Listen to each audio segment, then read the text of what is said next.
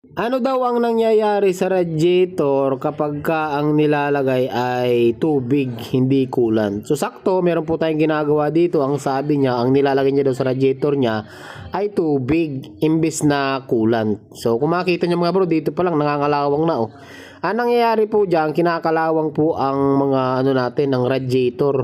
Tapos yung mga metal parts, yung iba kinakalawang. Tama-tama ito mga bro, kalasin natin tong cover ng water pump. Ayan o. Tanggalin lang natin mga bro, makikita nyo ang kaibahan ng coolant tsaka sa tubig. Pwede naman ang tubig, yung problema nga, ayun, kinakalawang yung mga, ano, yung mga parts. Tapos, mag-uumpisang magbara, or, ayun o. Kita nyo yan. Ganyan po ang mangyayari sa inyo kapag tubig ang nilalagay nyo. Magkano lang naman ang coolant? Murang-mura lang naman ang coolant. Kaya, imbes na tubig ang ilagay nyo, mas maganda, coolant pa rin ang ilagay nyo. So, kahit anong coolant, kahit anong kulay, may ano tayo nyan, may green, may pink, yan. Iba-iba po ang coolant. Pero, kahit yung pang sasakyan, pang 4 wheels, basta coolant, wag lang po yung tubig. Kasi, ganito po ang mangyayari sa radiator nyo.